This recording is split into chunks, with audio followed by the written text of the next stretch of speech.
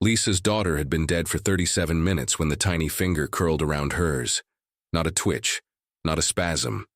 A deliberate, unmistakable grip. The doctors had already turned off the machines.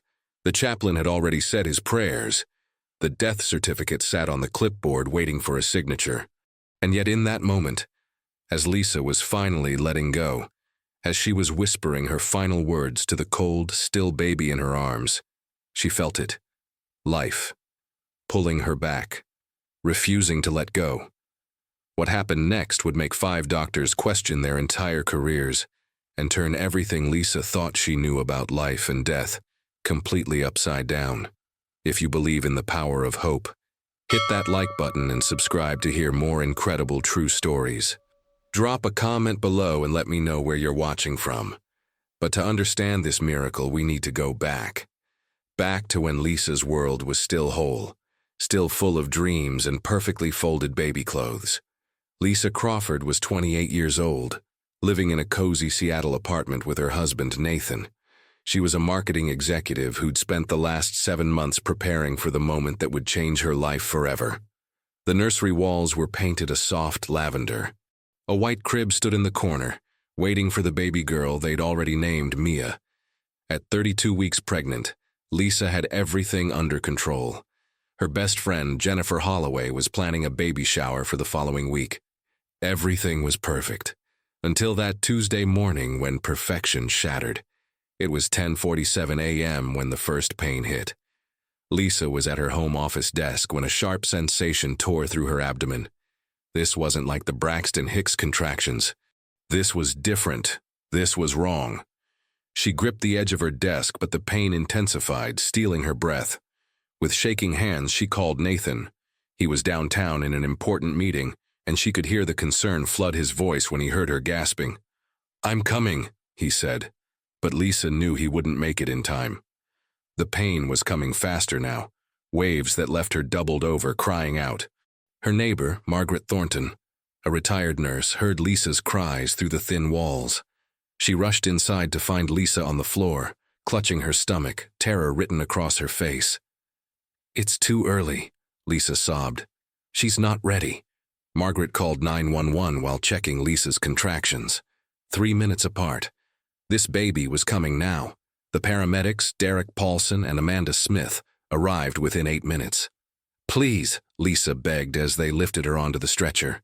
"Please save my baby. She's too small, it's too soon." The ride felt endless, every bump another jolt of agony. Lisa's phone kept buzzing. Nathan calling over and over, stuck in traffic. But there was something else, something that made Lisa's blood run cold. She couldn't feel Mia moving anymore. The emergency room doors burst open at 12:15 p.m. Dr. Sofia Ramirez, a seasoned obstetrician, took one look at the monitors, and her expression changed. "Get her to delivery now," she ordered. Nurse Patricia Valdez was already prepping the room, moving with practiced urgency that told Lisa everything she didn't want to know. Lisa was rushed into the delivery room, bright lights blinding her, voices urgent around her. Dr. Ramirez examined Lisa quickly. "The baby's heart rate is dropping," she said, and Lisa heard the edge in her voice. "We need to deliver now. No time for a C-section." Nathan burst through the doors, barely in scrubs, his face wild with panic. He grabbed Lisa's hand and pressed his forehead to hers. "I'm here, I'm right here." But the monitors were screaming now, the numbers dropping. "Lisa, I need you to push," Dr. Ramirez said with grim determination. "Push like Mia's life depends on it."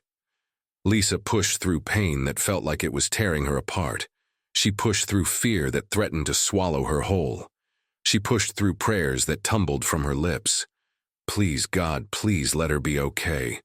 Nathan's hand was crushed in her grip, but he never let go, never stopped whispering encouragement even as tears streamed down his face. And then, at 1:23 p.m., Mia entered the world. But she entered it in silence. The silence was deafening. It was wrong. Lisa's eyes flew open, searching for her baby. "Why isn't she crying?" Her voice rose to a scream. "Why isn't she crying?" The medical team moved with terrifying speed. Dr. Ramirez caught the tiny, limp body, and Lisa caught a glimpse of blue-tinged skin. arms that hung motionless. 3 pounds, 2 ounces of perfect little girl who wasn't breathing. Nurse Patricia called for the NICU team while Dr. Ramirez began infant CPR, her hands working with desperate precision. "No," Lisa whispered. "No, no, no." 5 minutes passed, the longest 5 minutes of Lisa's life. She could hear the monitors, the flat, terrible sound that meant no heartbeat. She could hear urgent medical jargon, words like unresponsive and no respiratory effort. 10 minutes. Nurse Patricia's face was streaked with tears she was trying to hide. Lisa was screaming now. "Don't give up! Please don't give up on her!" Dr. Marcus Webb, a pediatric specialist, rushed in at the 12-minute mark and took over, bringing new equipment. But the minutes kept ticking. 15 minutes of resuscitation. Lisa watched every compression, every breath forced into Mia's tiny lungs. 20 minutes. The medical team was tiring. Lisa could see the devastating looks being exchanged between the doctors. "No," she sobbed. "Keep trying." But at the 20-minute mark, Dr. Ramirez stepped back. Dr. Webb stopped compressions. They looked at Lisa and Nathan, and in that look was the end of the world. Dr. Ramirez pulled off her gloves slowly. "Lisa, Nathan, I'm so sorry. We did everything we could." Time of death, 1:43 p.m. Lisa's world tilted, the room spinning. Nathan caught her, held her up even though he was breaking apart himself. Their daughter was gone. Their perfect little Mia was gone before they'd even had a chance to know her. Lisa heard herself making sounds she didn't recognize. Animal sounds of grief. Nurse Patricia was crying openly now. The monitors were turned off. The terrible silence somehow worse than the flat line had been. Nurse Patricia gently wrapped Mia in a soft pink blanket, the one Lisa had brought from home. "Would you like to hold her?" Lisa's arms reached out before her brain could process the question. Patricia placed the tiny bundle in Lisa's arms, and for the first time, Lisa held her baby girl. She was so small, so impossibly perfect. Dark eyelashes rested against pale cheeks. Rosebud lips were slightly parted. 10 tiny fingers, 10 tiny toes. Everything exactly as it should be except for the terrible stillness. Lisa touched Mia's face, traced the curve of her ear, memorized every detail through a blur of tears. "You're so beautiful," Lisa whispered. "You're so perfect, baby girl." Nathan's hand rested on Lisa's shoulder, his own sobs shaking them both. Lisa began to talk to Mia, telling her all the things she'd dreamed of.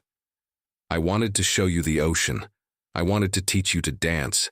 I wanted to read you bedtime stories." Her voice broke. "I'm sorry, Mia. I'm so sorry Mommy couldn't protect you."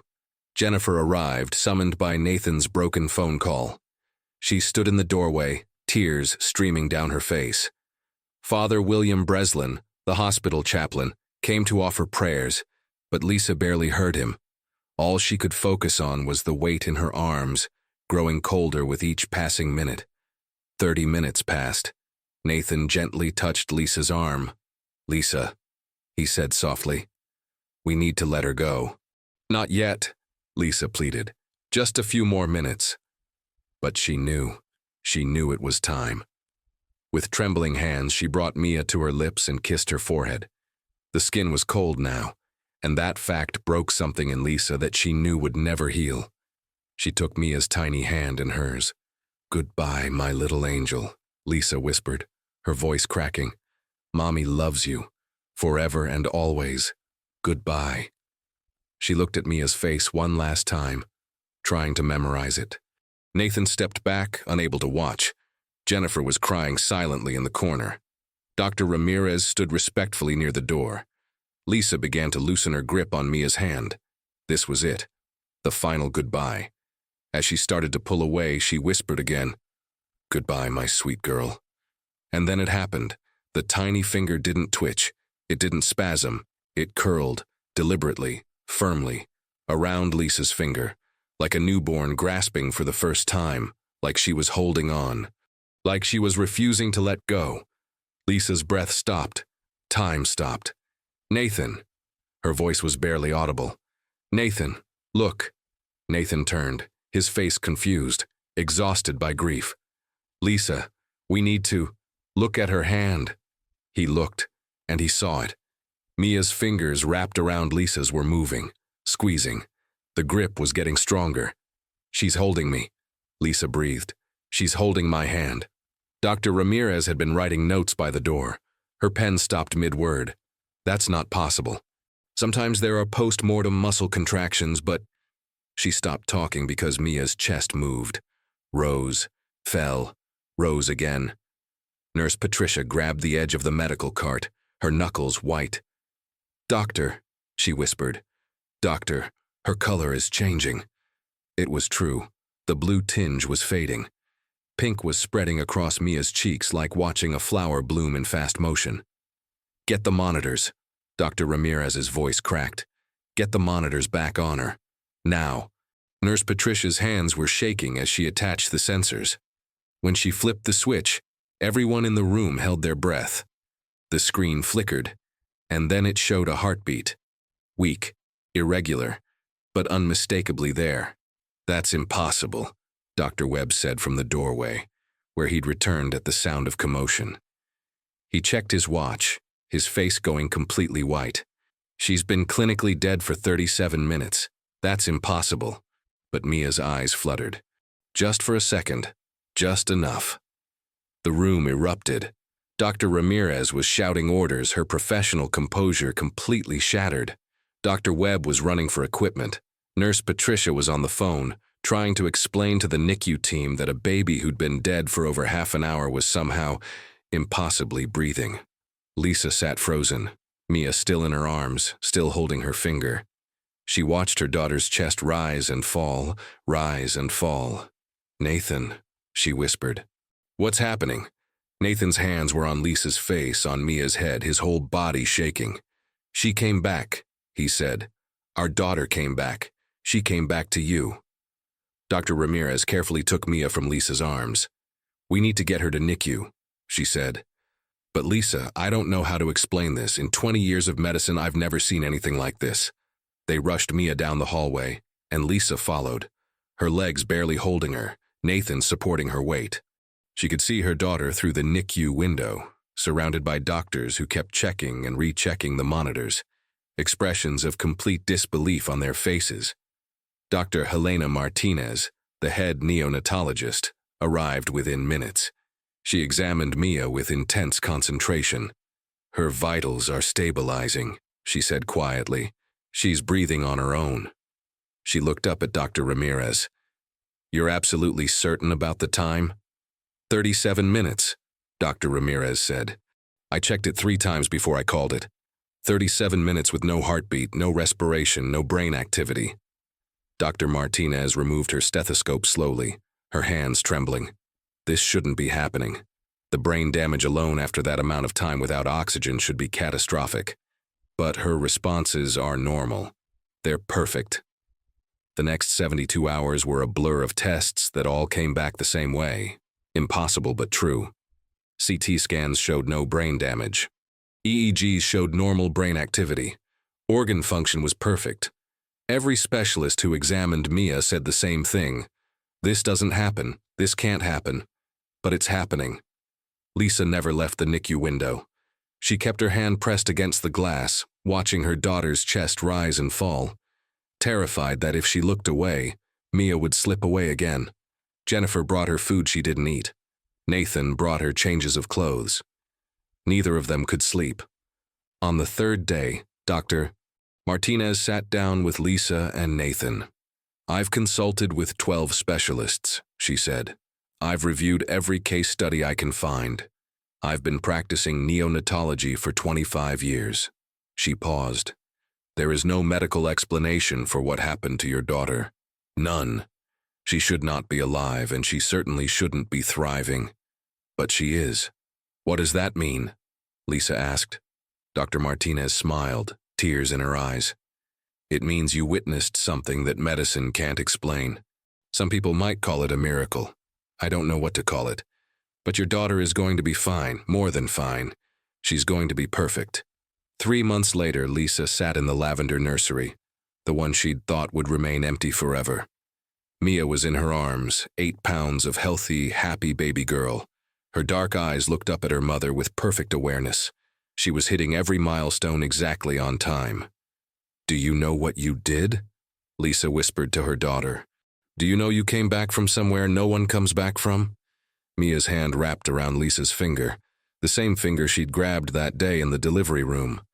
The grip was strong now, certain, full of life. Nathan stood in the doorway. "I've been reading," he said quietly. "About cases like this, there aren't any. There are stories of people being revived after minutes, maybe 10 minutes in extreme cold.